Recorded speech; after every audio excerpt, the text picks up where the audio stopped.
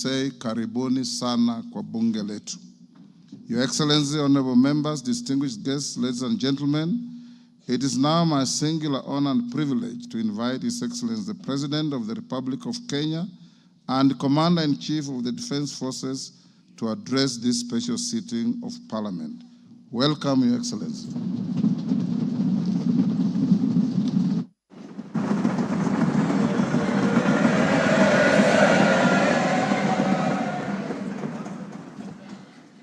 Thank you very much, Mr. Speaker.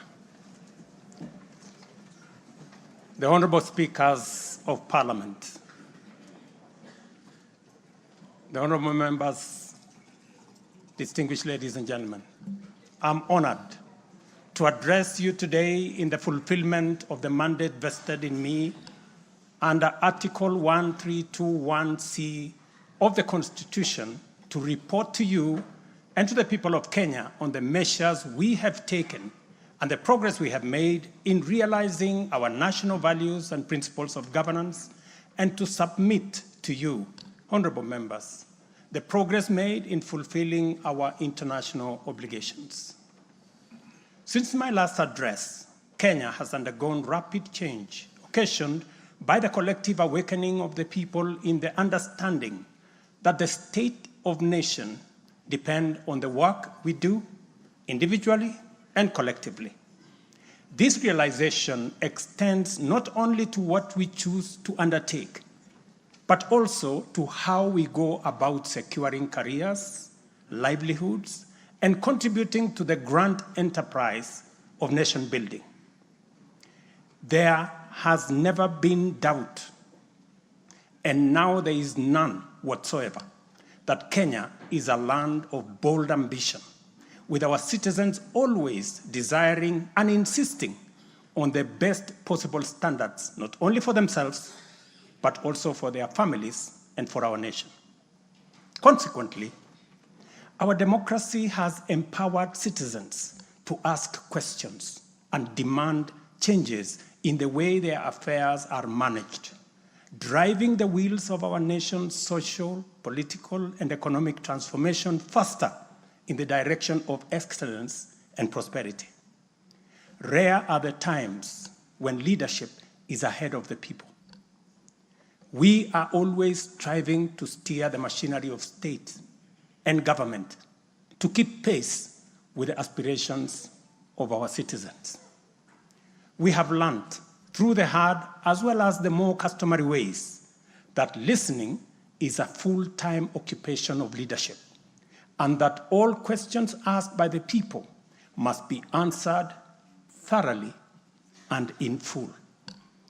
We have learned never to take anything for granted and make every effort to carry all our people along with us in the pursuit of our transformation. The context in which I make this national address is not only significantly different from previous occasions, but it is also a singular moment with unique historical implications for us all. It is an opportunity to affirm the principles and values of which our nation stands, review the steps we have taken, the path we have chosen in our journey of national development, and reinforce the commitments we have made to one another and to our beloved nation for the sake of the present and future generations. I do not take this for granted, and with utmost respect and humility before this august assembly of the people's elected representatives, I desire to respond to the most pressing concerns that have been raised by Kenyans of all walks of life in recent months.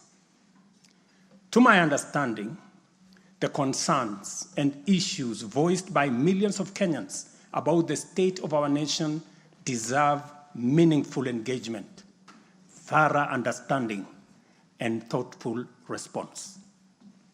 There are discussions about whether leaders understand the pain, hardship, and struggles endured by countless citizens every day as they strive to make ends meet, and whether the government is doing anything about it. Similarly, many struggling Kenyans impatiently wonder, when will real money get to their pockets? And when will the jobs promised, which they deserve, become a reality? Additionally, there has been conversations about our education system, particularly the transition to the competence-based curriculum, and whether policies in this sector are working for or against Kenyans. Important questions have also been raised concerning the direction of development in relation to democracy, human rights, and fundamental freedoms, as well as the rule of law, transparency, and accountability. Another more direct question that emerges every now and then is whether public policy in this administration is in furtherance of service delivery to citizens or just in aid of political strategy. It is undeniable that for many Kenyans, times are hard and the struggle to meet their daily basic needs remains daunting. It is also true that these conditions have persisted for a number of years now, leading to much frustration and anxiety. Although we have gone a long way to mitigate some of these difficulties, much remains to be done, though we have laid a firm foundation for decisive intervention. I believe that it is critical for us to bear in mind that this administration was inaugurated at an extremely difficult time, characterized by domestic challenges, compounded by regional and global security, geopolitical, financial, as well as climate dynamics. As a result, in 2022, the country's total debt burden was not only immense, but it was also stacked up in the most burdensome manner, leaving very little room for investments in public service or development of critical infrastructure. The prices of basic food commodities soared as a result of a combination of prolonged drought, declining local productivity due to inadequate support, and disruptions in the global supply chain caused by the war in Europe. Kenya faced a crossroads of extremely difficult choices, where defaulting on our obligations would have significantly worsened an already perilous situation, and more borrowing was not an option. It was therefore essential for us to drastically reduce expenditure, mobilize as much as possible resources domestically, and curtail waste. As I informed the nation then, matters were going to get more difficult before they could get better. And we all had to tighten our belts and work hard under very unforgiving conditions. We had staked the fate of our ambitious bottom-up economic transformation agenda on easing the stress that the economy was in and the strain citizens underwent, while creating room for the implementation of our transformative interventions.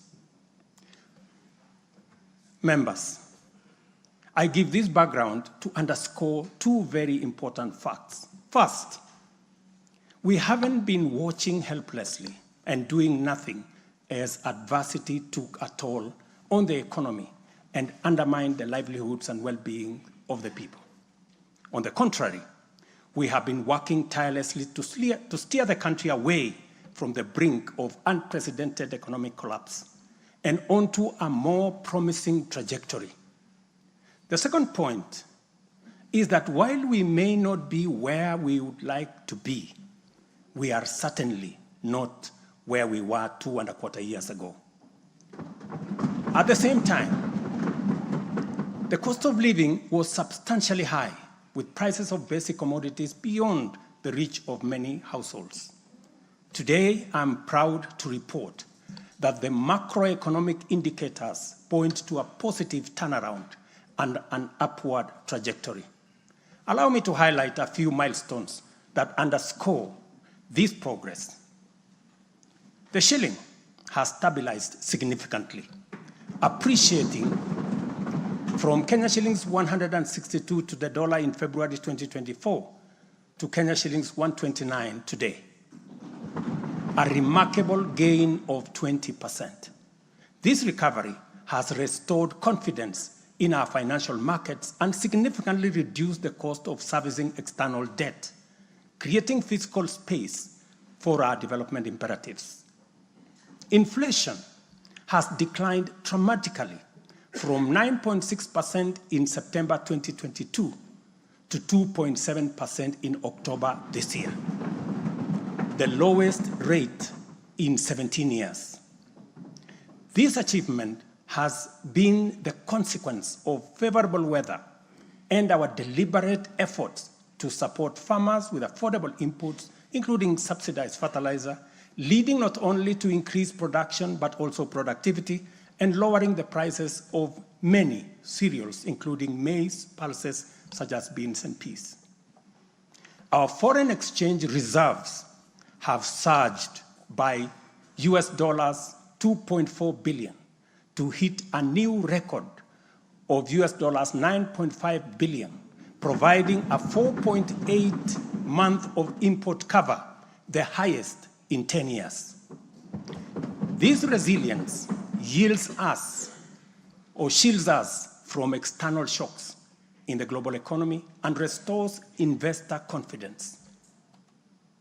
Ladies and gentlemen, interest rates are also trending downwards, reducing borrowing costs and freeing up fiscal space for growth-enhancing initiatives by business. Tax revenues have grown by 11.5% in the year to June 2024, reflecting the success of our tax-based expansion measures. The economy continues to grow steadily, recording a 5.6% growth rate in 2023, among the highest globally. We project 5% growth this year and 5.6% growth next year. Honorable members, our efforts to secure food security and stability are already bearing fruit. Since February, we have distributed subsidized fertilizer to 6.45 million registered farmers in 45 counties, enabling them to increase their yields. And this year, we have procured and through e-vouchers distributed 7 million bags of both planting and top dressing fertilizer to boost food production across the country. This intervention will see a projected increase in maize production, for example, to a record 74 million 90 kilogram bags.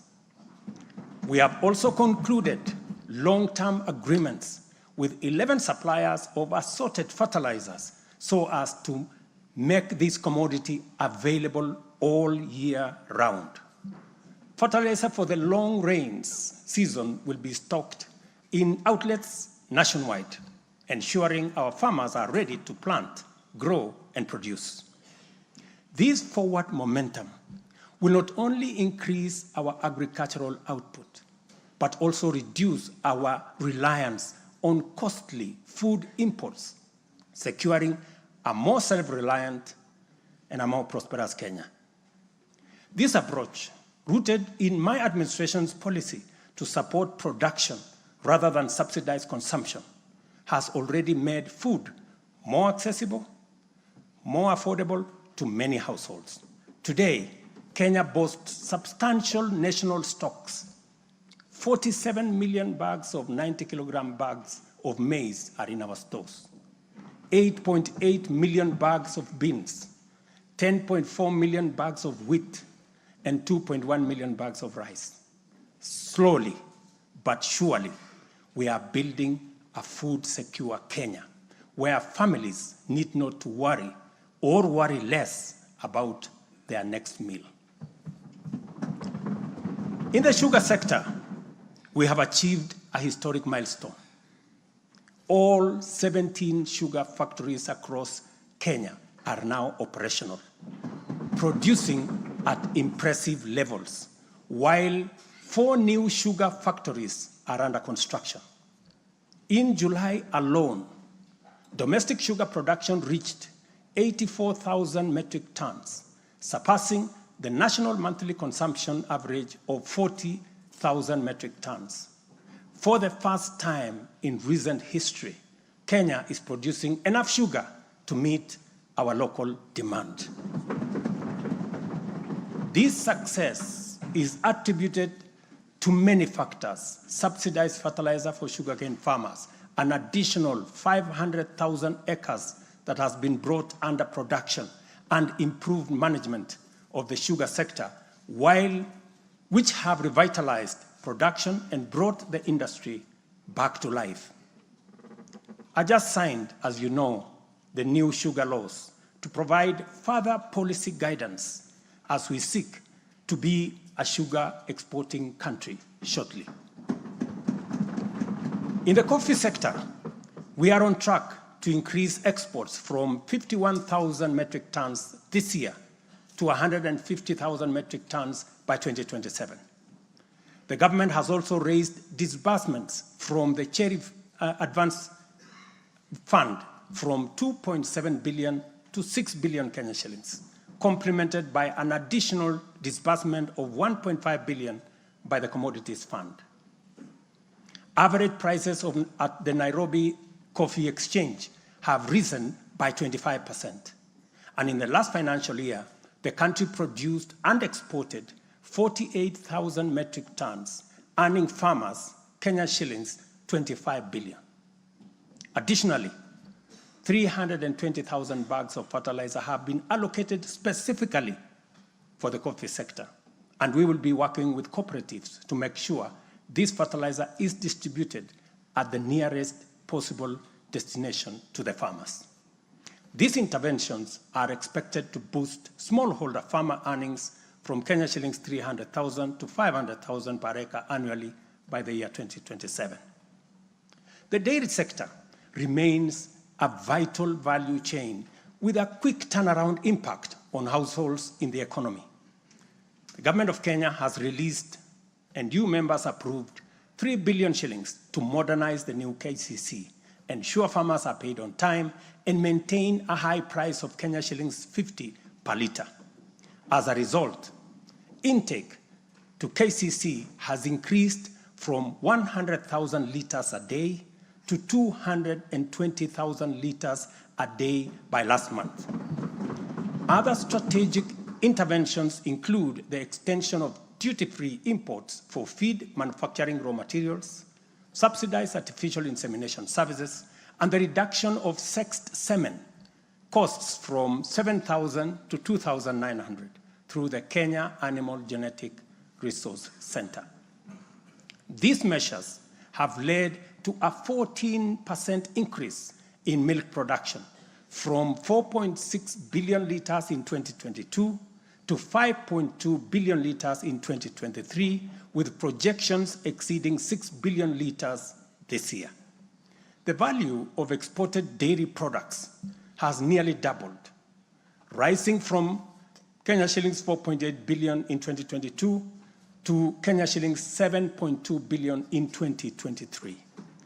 These gains demonstrate how targeted policies can deliver tangible benefits to dairy farmers and drive growth in our economy.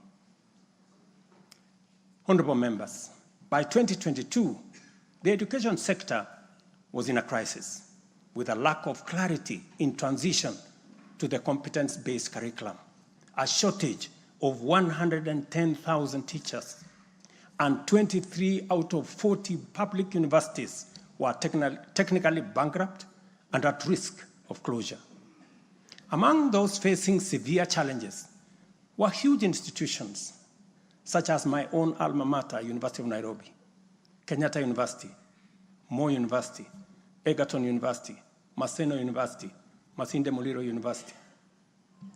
To address this issue in our education sector, we have already hired, as you know, members, 56,000 teachers and are in the process of recruiting another 20,000 by January next year. We have also ensured the seamless transition of learners from primary to junior secondary and domiciled grades 7, 8, and 9 in primary school, optimizing the use of existing infrastructure, ensuring the safety of young learners, and protecting parents from the high costs associated with boarding schools far away. Recognizing the financial challenges faced by our universities and TVETs, we introduced a new student-centered higher education funding model. This model gives priority to the most vulnerable students, offering them up to 95% government support, while also pulling our universities back from the brink of collapse. The remaining challenges for a few universities, like Moi University, are related to internal administrative and governance issues, which I have given firm instructions that they should be addressed. To further enhance access to higher education, we launched the Open University of Kenya, and this House approved that exercise, paving the way for more students to achieve their academic goals. The institution's first cohort of students is scheduled to graduate next week on the 29th of November, 2024. Honorable members, universal health coverage is a cornerstone of our transformation agenda and a matter that touches every Kenyan family. Despite health being a devolved function, we acknowledge the immense financial burden that comes with health. Counties have struggled with shortages of medicine, equipment, sometimes staff, hindering service delivery and leaving countless Kenyans with suboptimal access to health care. It would have been easy for me to step back and leave this responsibility to counties alone. But that would have been a disservice to Kenyans and a betrayal to our Constitution. Instead of engaging in debates about healthcare being devolved, I have chosen the hardest but necessary path of addressing this challenge head on. Health delivery is not just about fulfilling a constitutional mandate by whatever level of government. It is about ensuring that healthcare is not a privilege for the few who can afford, and a pipe dream for the many who cannot.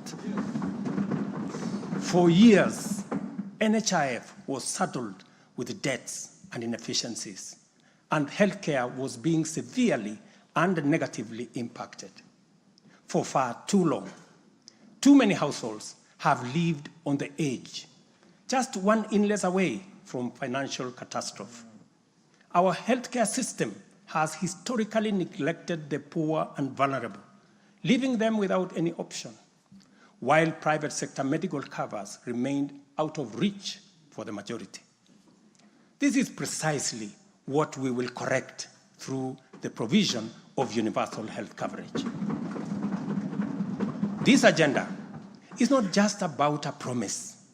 It is about a bold commitment to deliver health through transformative financing reforms, making healthcare accessible and affordable, digitizing our healthcare services to enhance efficiency, eliminate fraud, and stop corruption, and to empower a skilled and motivated health workforce. To honor our commitment on the universal health coverage, I signed into law 4 groundbreaking legislation on the 19th of October, passed by this August House. The Social Health Insurance Act replaced the outdated National Hospital Insurance Fund and established the Social Health Authority, which oversees 3 essential funds. This modern framework ensures that every Kenyan, especially the most vulnerable, can access quality healthcare services when they need it most. The shift from the National Health Insurance Fund model to Taifa Care is fundamental and radical in both scale and character. NHIF, if I give you a bit of example, NHIF served a few salaried Kenyans and those who could afford to pay. But Taifa Care covers every Kenyan, regardless of employment or financial status. Secondly, despite serving a limited class of citizens, NHIF nevertheless accumulated billions of shillings of debt because of misalignment between contributions and the actual cost of healthcare. Taifa Care has undertaken an accurate costing of all healthcare-related goods and services in order to provide timely, effective, and efficient service to every Kenyan that is affordable. Additionally, the NHIF had a waiting period lasting between registration and eligibility for service. I think it was like about 3 months. Under Taifa Care, citizens are eligible for all services upon registration. I therefore urge every Kenyan to take the most important step in securing dependable health care for themselves and their families. Register. Register now or at the earliest possible opportunity. Honorable members, for the first time in our nation's history, free primary health care is increasingly becoming available at dispensaries, health centers, and hospitals. Ambulance and emergency services are also slowly but surely being made available at no fee. Under Taifa Care, we have introduced a comprehensive benefits package that brings specialized care, such as cardiothoracic surgery, within reach for many Kenyans without the burden of financial strain. Through the Digital Health Act, we are revolutionizing healthcare delivery. Every step of the process, from registration, eligibility checks, to claims, is now digitized. By eliminating unnecessary human interaction, we are tackling corruption, reducing inefficiencies, and ensuring that resources are used where they are needed most. As a result, the good news, SHA will pay all October claims in full by next week. And it will continue like that going into the future. To date, over 15 million Kenyans have enrolled in Taifa Care, and more than 60% of employers have successfully transitioned into its framework. The newly established Social Health Insurance Fund empowers citizens to contribute towards accessing a broad range of healthcare benefits. This represents a seismic change from the old reactive healthcare model to a forward-looking system that prioritizes prevention and preparedness. Once the transition from NHIF is complete and SHIP becomes fully operational, Kenya will have a healthcare system that guarantees dignity, peace of mind, and equitable access for every citizen for the very first time in our 60 years of independence. Honorable members, we have launched an ambitious healthcare program, one that Kenya has always needed and deserved. Like any major transition, there are challenges, but I promise you, we are fully committed to making the system work. As we roll out this program, we are listening to citizen voices and collaborating with counties to deliver better healthcare services. Through the Facility Improvement Fund, which you in this House passed, we will ensure that hospitals are equipped with the tools they need, medicine, equipment, and other resources necessary to provide quality care, while involving citizens in decision-making at every facility. We are now doing the heavy lifting, clearing decade-old debts, ensuring access to medicine and equipment, and stabilizing a system that had failed too many for too long. We are building a healthcare system that serves every citizen with equity and dignity. Over the past month, we have disbursed Kenya shillings 5 billion to settle historical debts owed to the public, private, and faith-based medical facilities, some of which have been pending for over a decade. Another 3.7 billion will be disbursed tomorrow.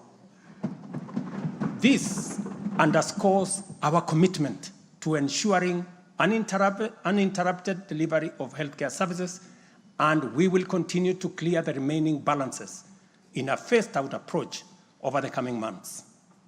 This sustained effort aims to restore confidence in the healthcare system and ensure seamless access of quality services.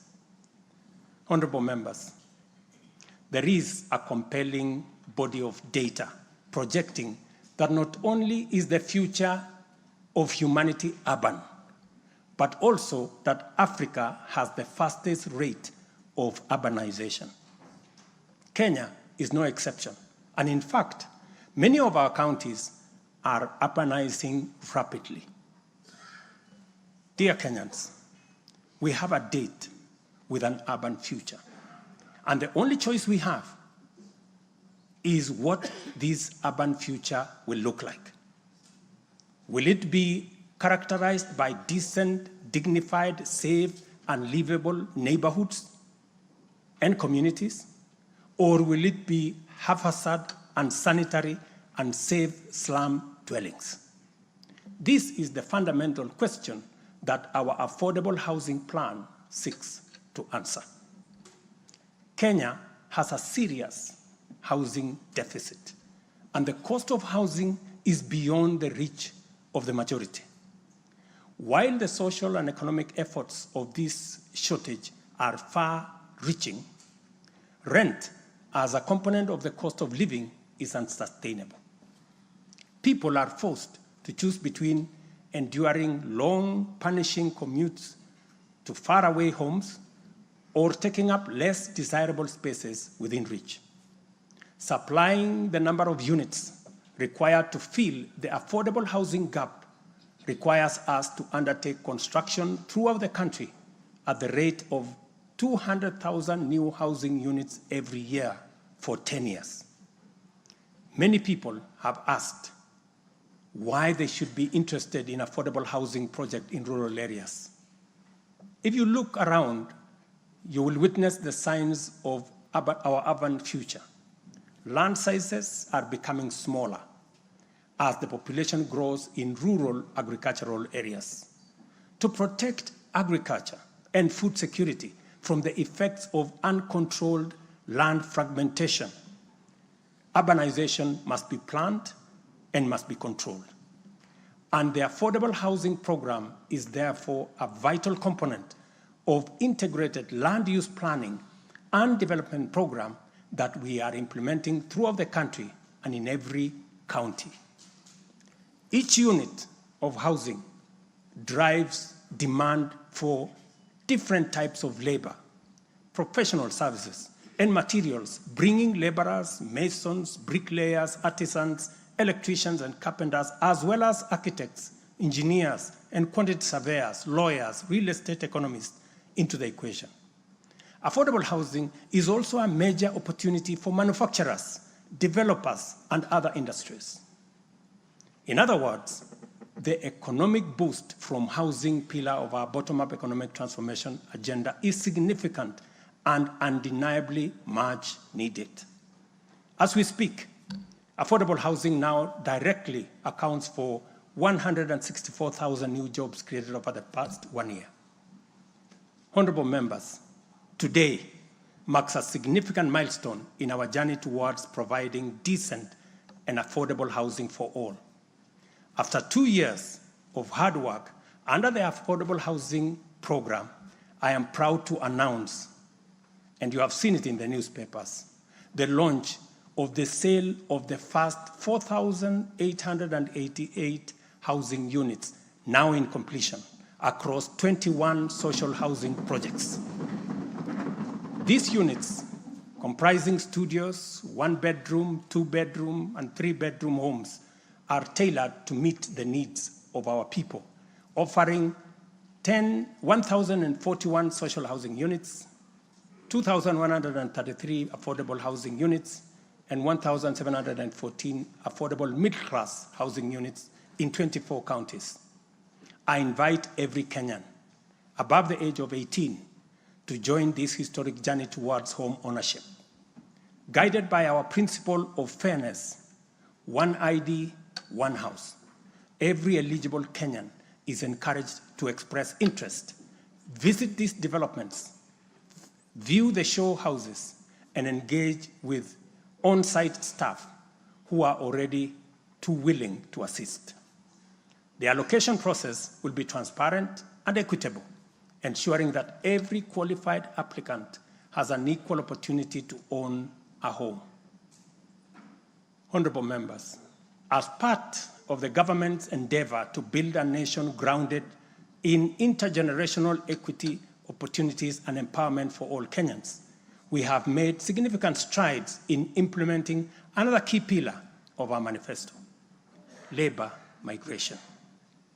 This initiative seeks to harness Kenya's abundant human capital by creating meaningful job opportunities abroad, empowering our citizens, and positioning Kenyan talent on the global stage. Since July 2023, we have successfully facilitated employment of 105,367 Kenyans across multiple countries in a wide range of jobs. These opportunities span professional, semi-skilled, skilled, and unskilled sectors, including positions for nurses, teachers, and chefs. The National Employment Authority, the lead agency driving our ambitious initiative to create jobs opportunities for qualified Kenyans locally and internationally, currently has a role of 560,000 job openings worldwide. I have encouraged many members to participate in this space. Our focus extends beyond destinations such as the United Kingdom, Canada, Australia, Bahrain, Oman, United Arab Emirates, Germany, Saudi Arabia, Kuwait, and Qatar. We are also expanding our reach by actively negotiating bilateral labor agreements with new potential markets, including Russia, Poland, and Jordan. These efforts are driven by our commitment to open up new pathways for employment, ensuring that Kenyans are well represented in the global workforce. In the digital economy, we are expanding last-mile fiber optic connectivity using the extensive Kenya Power Transmission Lines network to the most remote and underserved areas of Kenya, and making significant strides to establish digital and ICT hubs. This has created a foundation for digital transformation, enabling IT economy workers, young digital creators, and entrepreneurs to access a wealth of opportunities locally and globally. By bridging the digital divide, we are empowering our youth to compete on an equal footing in the global marketplace and showcasing Kenya's ingenuity and innovation. I congratulate members of this august House for being part of this grand digital plan. Your support, encouragement, and effort is duly recognized. We have also prioritized the empowerment of individuals within the informal sector by unlocking their potential through targeted investment. This includes accessible loans, capacity building programs, and regulatory reforms designed to ease growth. A notable achievement is the partnership with the banking industry, which I participated in a month ago. This extended an additional 150 billion in loans to micro, small, and medium enterprises, complementing the government's efforts to nurture this vital sector. On financial inclusion, we have made remarkable progress through the Hustler Fund. To date, this innovative initiative has disbursed Kenya shillings 60 billion, benefiting 24.6 million Kenyans and mobilized over 3.3 billion in savings. The fund maintains a repeat customer base of 8.5 million beneficiaries with a repayment rate of 79%. To mark the fund's second anniversary, we have taken a bold step by launching a third product specifically tailored for small and medium enterprises. This new initiative will initially target 2 million beneficiaries who have demonstrated a strong credit history with the fund. By so doing, we aim to create a pathway for these entrepreneurs to transition into the formal banking system, thereby deepening financial inclusion and strengthening the SME sector. This milestone underscores our commitment to build a financially inclusive and economically resilient nation. The progress we have made has been possible only because the people of Kenya have been courageous, strong, determined, and patriotic. It has also been enabled by a number of early interventions under our bottom-up economic transformation agenda, and at the same time, created space for us to implement the agenda in full. As we proceed with implementation, we expect to quickly capitalize on the gains we have secured and invest resources in the economy with an emphasis on strategic pillars of our plan. As more projects get off the ground, more people get hired, liquidity levels improve, more money ends up in people's pockets. Honorable members, you know we are a democracy. Democracy is a founding principle and defining value of our nation. Democracy is hard-won, non-negotiable right, and guarantees freedom that we are proud of and must always defend. Our national democratic culture expresses itself energetically through robust discourse, boldly speaking truth to power, and holding leadership to account. It is a tradition of fearless expression and vigorous public participation. This is who we are, and there is nothing anyone can do about it. We understand, therefore, that protests are always legitimate and permitted by the Constitution. Protests are conducted by citizens who are peaceful and unarmed. Assemblies, demonstrations, and picketing to advance constitutionalism, increase accountability, and defend the rule of law are constitutional imperatives. Conversely, mobilization in pursuit of criminal agenda, chaos and anarchy are explicitly forbidden because we all have a duty to defend our republic, our constitution, and the rights of all people. The government, in particular, must remain vigilant at all times against modern threats to the sovereignty and territorial integrity of our nation, as well as public order, peace, and security. In this digital era, characterized by transformative innovations, including artificial intelligence, it has never been easier to inform, educate, and entertain the people. At the same time, it has never been easier to misinform, mislead, disinform, incite, and alarm the public. Criminals and subversive elements who infiltrate and hijack peaceful protests are a threat both to legitimate protesters and to the public. Incidences of violent criminality in the name of protests threaten the safety of innocent people, public assets, private property, and the social order. The tension here is stark. We have a democracy which we are proud of, must defend, and should deepen by all means.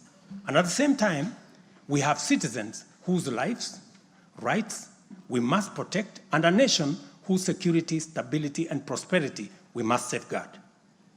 The task at hand is complicated if citizens and state agencies dilute the distinction between the lawful and the criminal, the just and the unjust, thereby making it difficult to tell protesters and security officers from bandits, gangsters, and criminals. It is only by following the law that we are able to achieve our aims and apportion accountability properly. It should not be possible for robbers and looters to escape accountability by claiming that they were taking part in a protest. Likewise, it should not be possible for security officers to wound, maim, or even kill citizens and claim that they were engaging violent criminals. We all have a duty to make the necessary distinction and to do so clearly to protect democratic expression and guarantee public safety and security. I must now confront an issue of widespread concern regarding the relationship between citizens and the security services in the context of immense threat and intense political dynamism. Numerous allegations have been made concerning disappearance of people during protests. A number of these cases have been resolved, while others have been uncovered as fake news, undermining efforts to find genuine cases of missing persons. A good number of alleged disappearances have also turned out to be arrests made by police officers. In such cases, the suspects have been duly arraigned in court. I must, however, make it very clear that there is no attempt to justify or excuse illegal arrests. Such would be a serious threat to the life and liberty of citizens. I condemn any excessive or extrajudicial action which puts the life and liberty of any person at risk, including disappearances and threats to life. I urge all Kenyans with information about such cases to forward the information to the Directorate of Criminal Investigation and to IPOA, where they suspect members of the police service to be implicated. I am aware, for example, that many of the cases that have been raised are being handled by the Independent Police Oversight Authority, an important step in accountability and justice. Many citizens, as well as various organizations representing and championing women's rights and welfare, have expressed concern about gender-based violence and the increasing cases of killings of female victims by male criminals motivated by primitive expressions of gender-based brutality and impunity. Left unaddressed, these incidents will cause the women of our nation to feel increasingly unsafe, even in their own homes. This is both tragic and unacceptable. It also complicates, in disturbing ways, the struggle by Kenyan women for inclusion, for equality, for dignity, social justice, their rights, their protection, a section of our society that has been marginalized for a long time. I am aware that most of these cases of murder of women by men have been investigated and prosecuted. It is my hope that in due course, those found culpable will face the full force of the law. Members, it is time for each of us, political leaders, public officers, religious leaders, traditional institutions, and family members, to do our part in raising boys into morally upright men who will never need to affirm their masculinity at the expense of women, but instead contribute to making our society just, safe, equal, and inclusive.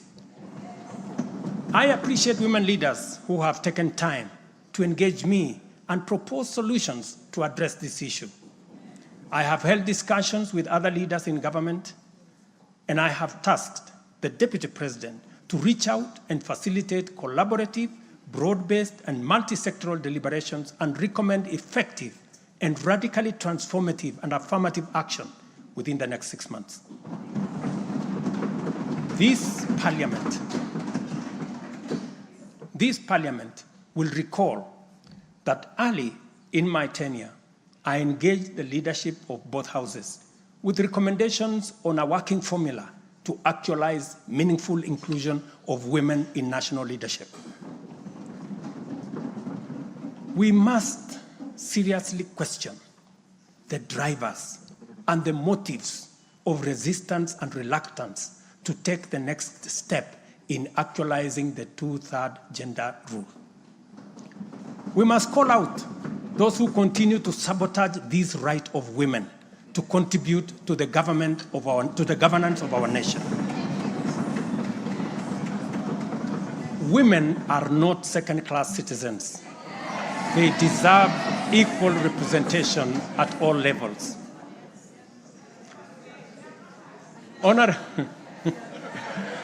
Honorable members,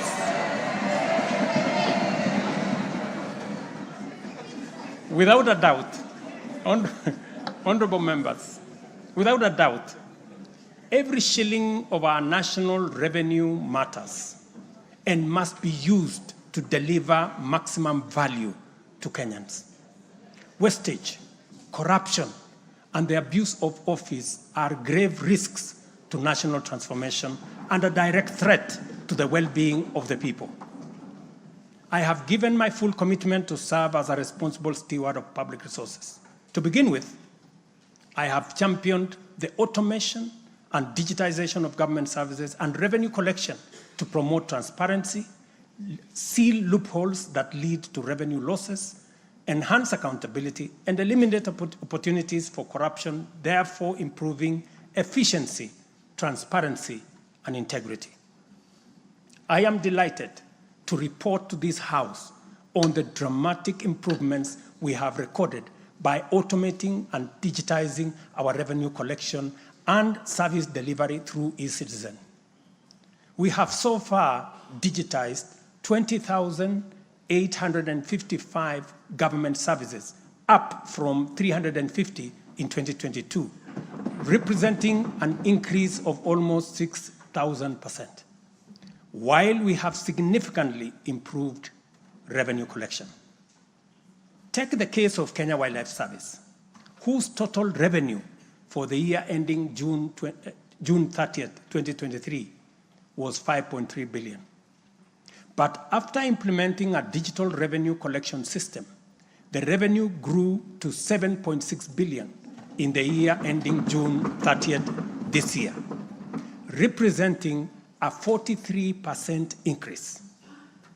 This initiative alone has firmly put KWS on the path to self-sufficiency, freeing the corporation from reliance on exchequer support. I commend the teams at KWS, as well as all other government institutions that have leveraged technology and the digitization process to improve revenue collection. Under the Digital Health Act that you members passed in this House, we are determined to enhance efficiency and transparency provided by technology in the provision of healthcare services to eliminate fraud and fake claims. Tax revenue mobilization by the Kenya Revenue Authority, starting with its customs revenue system, is equally being worked on to ensure that revenue leaks are eliminated.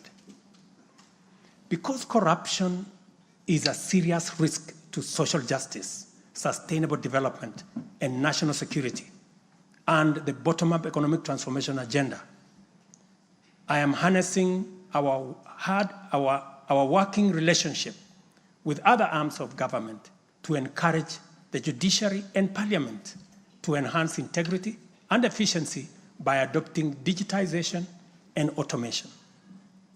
As I do so, I must caution that all these measures will only achieve intended results if, and only if, the institutions charged with combating corruption and promoting efficiency and integrity stop hiding behind the transparent screen of independence and rise up to meet the people's expectation on matters integrity. Let me say this. It cannot be the case that the Director of Public Prosecutions keeps dropping cases because somehow they are unable to produce witnesses. It cannot also be the case that corruption suspects rush to court to obtain anticipatory bail that shields them from due process and enables them to compromise investigations. There is also no reason for corruption cases to drag in our courts for years when the same courts are able to determine election petitions and related disputes within 6 months. Members, it is also unacceptable for the Houses of Parliament to deny the nation a much-needed instrument in the war against corruption by continuing to sabotage the passage of the Conflict of Interest Bill.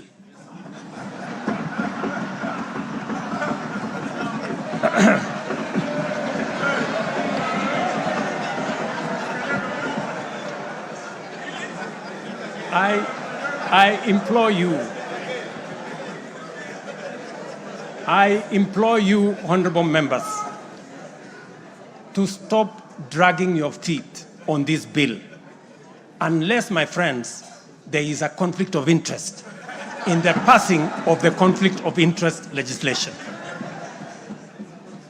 Similarly, the National Treasury has been dragging its feet in the implementation of an e-procurement system for the last 10 years. Today, I have directed the National Treasury to roll out the e-procurement system by the end of the first quarter of 2025 and ensure that going forward, only procurement undertaken through this system is sanctioned and paid for. Of the many difficult assignments I have undertaken, this fight against corruption is one I now take on with resolve going forward. Let this serve as notice to all. Independent institutions charged with this responsibility must up their game, pull up their socks, and match up to the expectations of the people of Kenya. Honorable members, I have stated in the past and now reiterate today that in the face of undisputed evidence or credible information on corruption, I will not hesitate to take decisive action.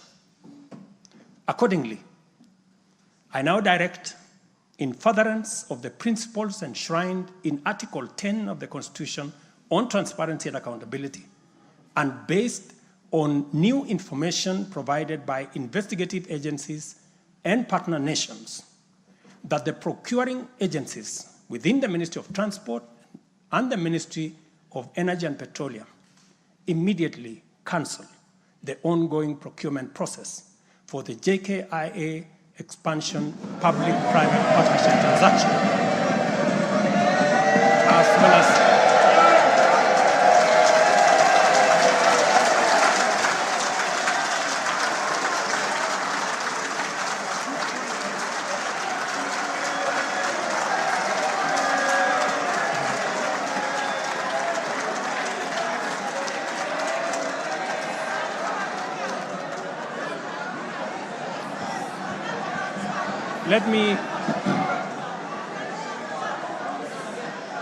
Let me repeat this for clarity.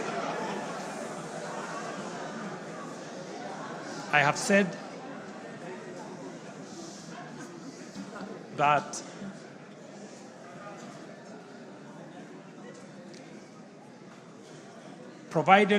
because of the information that has been provided to us by partner nations, I have directed agencies within the Ministry of Transport and the Ministry of Energy and Petroleum to immediately cancel the ongoing procurement process for JKI expansion public-private partnership transaction, as well as the recently concluded Ketrago transmission in public partnership procurement process.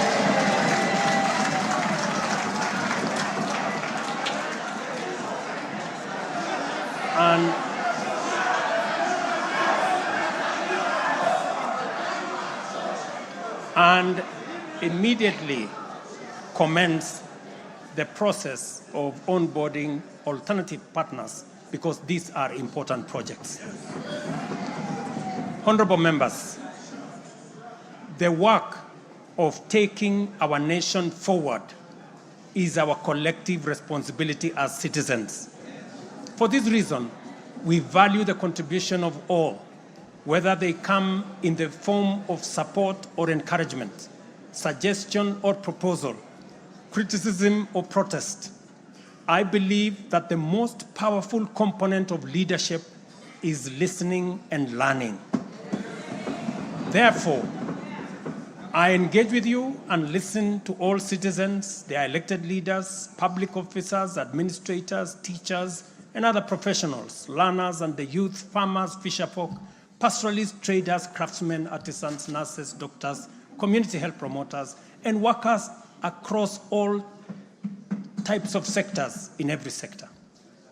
I listen too to religious leaders, the civil society, industrialists, entrepreneurs, and professionals.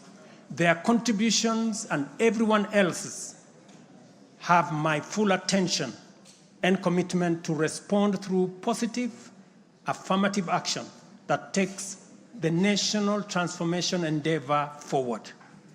I commit to continue listening and acting, to engage, debate, deliberate with you, and to take your input into consideration in serving our nation. By design, the bottom-up economic transformation agenda is defined by its capacity to elicit feedback in the course of implementation and incorporate the same in making improvements and further progress. With every input from stakeholders, our ability to drive progress increases. By listening to you and to every Kenyan, I am able to serve this nation better. As we take part in this necessary discourse, I want to make one thing very clear. I am fully invested in the success of the strategies, policies, programs, and projects under our plan. For this reason, I am committed to do all it takes and work with every willing Kenyan until we succeed, because failure is not an option. Given the challenges our nation has faced, it has become clear, honorable members, that overcoming these obstacles requires the collective energy, the collective wisdom, ideas, and goodwill of Kenyans of all political, cultural persuasions, religious beliefs, and walks of life. The wisdom of entrenching national unity and inclusivity as a national value in our Constitution is clearly evident. Our diversity is our source of power.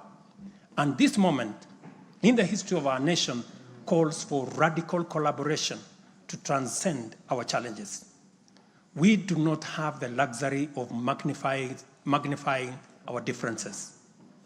It is time for all of us to pull together and usher the nation into the future of our dreams. With this in mind, I initiated extensive consultations with leaders from across all divides, public and private. Through these engagements, we resolved to reimagine unity and inclusivity and harness the full potential of our nation through bipartisanship, which culminated in the formation of the broad-based cabinet. The imperative to accommodate the contribution of leaders across the aisle inspired us to constitute the broad-based government, a partnership based on shared purpose and premised on a commitment to bring our national values into action to turbocharge the implementation of the transformation of our nation. Being a farmer myself, transformation is like farming. A lot of resources are invested in plowing the land and planting the seeds, after which there is nothing to see for all the work except stretches of bare earth. Impatience might lead to anxiety and lamentation of the waste of effort in seed buried in the earth. However, after a brief wait, seedlings sprout, requiring close attention, weeding, and patient tending into the crop that will be ready for harvest. So is economic transformation. It requires hard work, investment of resources, patience, and faith. We have planted the seed, and all over the field, it is beginning to sprout. While admittedly, there remains much to fulfill, our collective hope to deliver the national economic transformation that this nation so dearly deserves is on course. I am proud to declare that we have also made undeniable progress in building on the strong foundation laid in previous years and getting the National Development Project off the ground.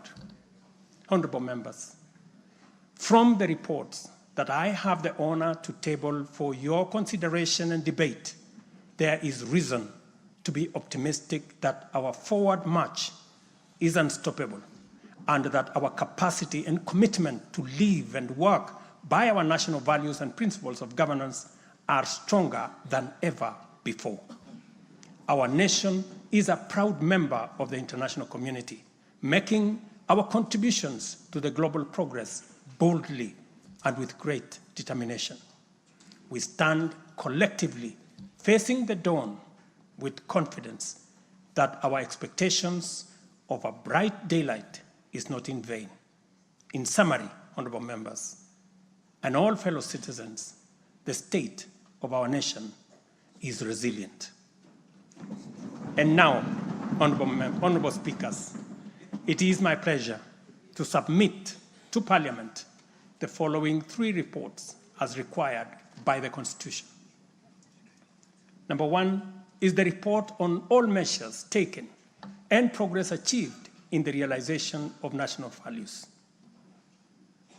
The second, report on progress made in fulfilling the international obligations of the Republic of Kenya.